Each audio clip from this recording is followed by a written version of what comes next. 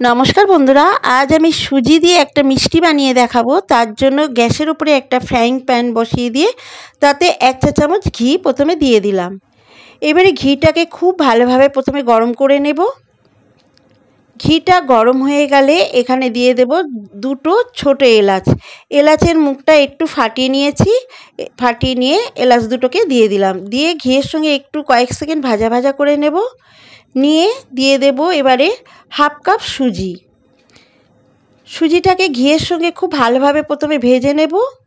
এই সময় গ্যাসের ফ্লেমটাকে একদম লোতে রাখতে হবে। লোতে রেখে সুজিটাকে ভেজে নিতে হবে। বেশ অনেক সময় ধরে সুজিটাকে ঘিয়ের সঙ্গে ভেজে নিতে হবে। দেখুন গ্যাসের ফ্লেমটাকে এই সময় কিন্তু অবশ্যই লো রাখবেন। লোতে রেখে সুজিটাকে ভেজে নিতে হবে। সুজিটাকে আমি মিনিট 3 ভেজে নিয়েছি। যখন সুজিটার কালার একটু চেঞ্জ হয়ে যাবে তখন এখানে দিয়ে দেব ওই কাপেরই 1 কাপ গুঁড়ো দুধ। গুঁড়ো দুধটা দিয়ে সুজির সঙ্গে আবার খুব ভালোভাবে মিশিয়ে নেব। গ্যাসের ফ্লেমটাকে কিন্তু একদম বাড়ানো যাবে না, একদম লোতে রেখে এইগুলোকে ভেজে নিতে হবে। গুঁড়ো দুধ আর সুজিটাকে খুব ভালোভাবে মিশিয়ে নিচ্ছি। দেখুন গুঁড়ো দুধ আর সুজিটাকে খুব ভালোভাবে মিশিয়ে নিয়েছি।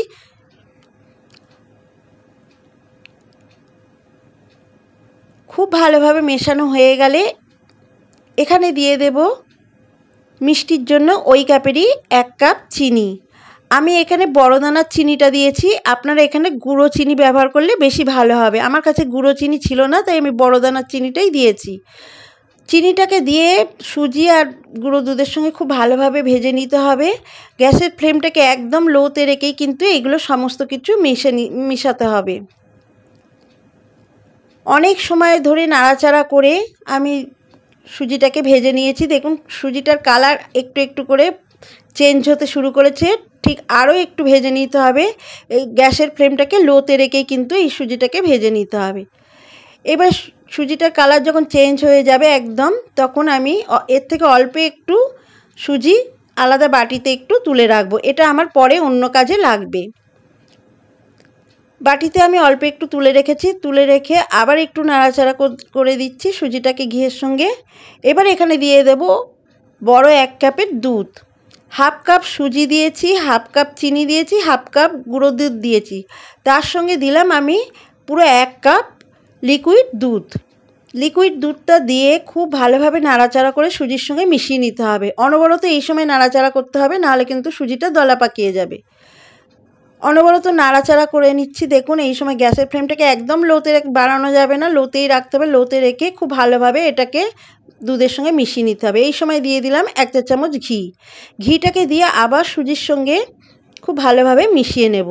ঘিটা দেওয়ার কারণে দেখবেন এটা আস্তে আস্তে একটা ডোতে তৈরি হয়ে যাবে, মানে কড়ার গা ছেড়ে দিতে শুরু করবে। দেখুন একটা ডোয়ে পরিণত হতে শুরু করেছে। আর স্প্যাচুলা দিয়ে এইরকমভাবে একটু ঘেটে ঘেটে দিতে হবে যাতে সুজিটা একটু মসৃণ হয়ে যায়। গ্যাসের ফ্লেমটাকে লোতে রেখেছি। এই সময় লোতে রেখে সুজিটাকে খুব ভালোভাবে এইভাবে একটা ডো তৈরি করে নিয়েছি। নরম সফট ডো তৈরি করে নিতে হবে।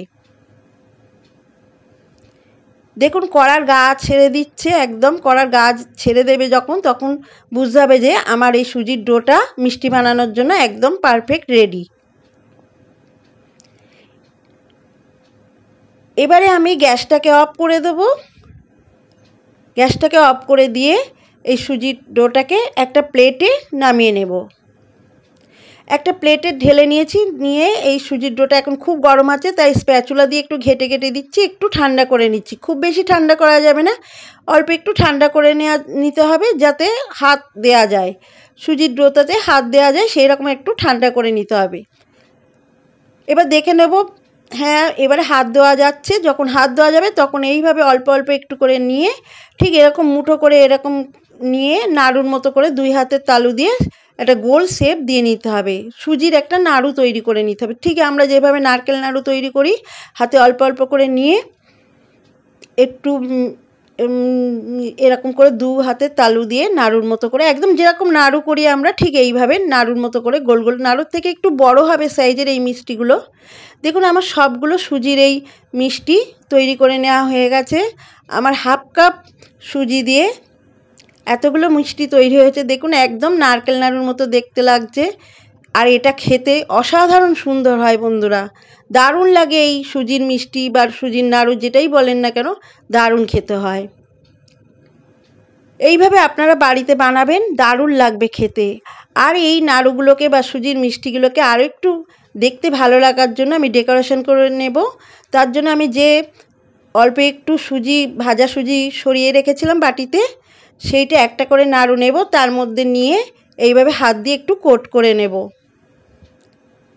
ঠিক এইভাবে একটা করে নাড়ু নিয়ে বাটির মধ্যে নিয়ে নেব, নিয়ে এইভাবে এই সুজির গুঁড়োটাকে মাখিয়ে নেব। বন্ধুরা, চিনির গুঁড়োটাই আপনারা কিন্তু ব্যবহার করবেন। আমার এখানে বড় চিনি দিয়েছি বলে চিনিটা সম্পূর্ণ গলেনি, একটু দানা দানা রয়ে গেছে। চিনি গুঁড়ো ব্যবহার করলে কিন্তু এই মিষ্টির রেসিপিটা আরও বেশি সুন্দর হবে, খেতেও যেমন সুন্দর হবে, দেখতেও সুন্দর হবে।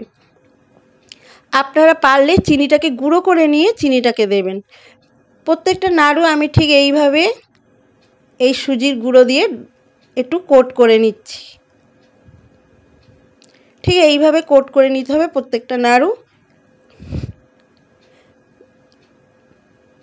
আমি একটা করে নাড়ু নিচ্ছি, বাটিতে এইভাবে দিয়ে প্রত্যেকটা নাড়ু আমি কোট করে নিয়েছি। এই সুজির মিষ্টিটা আপনারা যে কোনো দিন বাড়িতে মিষ্টি খেতে ইচ্ছা করলে বানিয়ে নিতে পারেন, খেতে অসাধারণ সুন্দর হয়, দারুণ লাগে খেতে। একটা খেলে মন ভরবে না, মনে হবে আর একটা খাই। আমার সমস্ত সুজির মিষ্টি বা সুজির নাড়ু তৈরি হয়ে গেছে। দেখুন কত সুন্দর লাগছে দেখতে মিষ্টিগুলো, সুজির মিষ্টি বা সুজির নাড়ু। আপনারাও বাড়িতে বানান, এটা দেখতে যত সুন্দর তার থেকেও বেশি খেতে সুন্দর। আপনারা সত্যি বলছি একবার বাড়িতে বানিয়ে খেয়ে দেখুন, আমার কথা মেনে, সত্যি ভালো লাগবে খেতে। একবার বানালে মনে হবে বারবার বানাই, আর একটা খেলে মন ভরবে না, মনে হবে আর একটা খাই, আর একটা খাই। আমার এই সুজির মিষ্টি বা সুজির নাড়ু যদি ভালো লাগে তো অবশ্যই একটি লাইক করবেন, আর আমার চ্যানেলটিকে সাবস্ক্রাইব করে আমার পাশে থাকার অনুরোধ রইল। আপনারাও বাড়িতে এইভাবে বানান। বাড়িতে যদি বানান, আপনারা খেয়ে কেমন লাগলো আমাকে কমেন্টসে লিখে জানাতে ভুলবেন না। আবারও ফিরে আসবো পরবর্তী একটা এরকমই সহজ রেসিপি নিয়ে। ততক্ষণে সবাই ভালো থাকবেন, সুস্থ থাকবেন। আর আমার ভিডিওটি এতক্ষণ ধরে দেখার জন্য সবাইকে অসংখ্য ধন্যবাদ।